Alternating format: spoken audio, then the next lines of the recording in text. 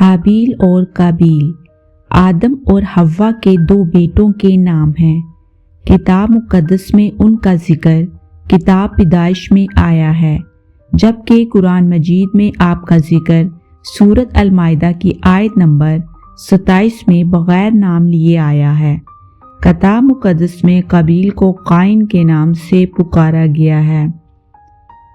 واقعہ یہ ہے کہ آدم اور حوا سے جو لڑکے اور لڑکی صبح و شام پیدا ہوتی، ان کی شادی ایک دوسرے سے جائز نہیں تھی، بلکہ صبح والی لڑکی کی شادی شام والے لڑکے سے ہوتی اور شام والی لڑکی کی صبح والے لڑکے سے۔ قابیل کے حصے میں جو لڑکی آتی ہے وہ اس کے معیار کے مطابق خوبصورت نہیں ہوتی، جس کی وجہ سے وہ حابیل کا قتل کر دیتا ہے۔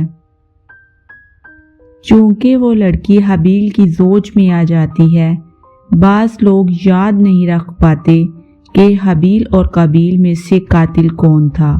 اس کا آسان طریقہ یہ ہے کہ قاتل اور قابیل ملتے جلتے لفظ ہیں، قتل کرنے والا بھی قابیل یا قائن ہی تھا۔ صبح شام پیدا ہونے کی روایت کسی مذہبی کتاب میں نہیں ملی۔ قابیل یا قائبل حضرت آدم اور حضرت حوا کا پہلا بیٹا تھا، اس کے ساتھ ساتھ اسے پہلا قاتل بھی تھا۔ پیشے کے لحاظ سے قابیل کاشتکار تھا اور زمین میں سبزیاں اگاتا تھا۔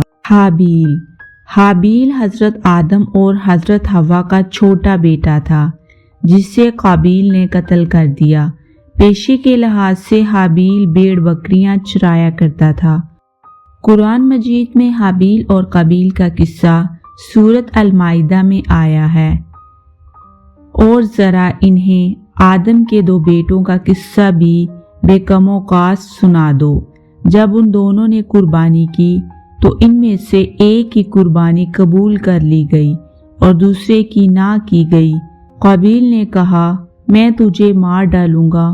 حابیل نے جواب دیا، اللہ تو متقیوں ہی کی نذریں قبول کرتا ہے۔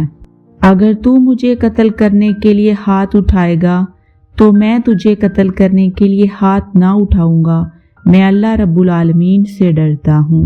میں چاہتا ہوں کہ میرا اور اپنا گناہ تو ہی سمیٹ لے اور دوزخی بن کر رہے۔ ظالموں کے ظلم کا یہی ٹھیک بدلہ ہے۔ آخر کار اس کے نفس نے اپنے بھائی کا قتل اس کے لیے آسان کر دیا اور وہ اسے مار کر ان لوگوں میں شامل ہو گیا جو نقصان اٹھانے والے ہیں۔ پھر اللہ نے ایک کوا بھیجا جو زمین کھودنے لگا تاکہ اسے بتائے کہ اپنے بھائی کی لاش کیسے چھپائے۔ یہ دیکھ کر وہ بولا، افسوس مجھ پر، میں اس کوے جیسا بھی نہ ہو سکا کہ اپنے بھائی کی لاش چھپانے کی تدبیر نکال لیتا۔ اس کے بعد وہ اپنے کیے پر بہت پچھتایا۔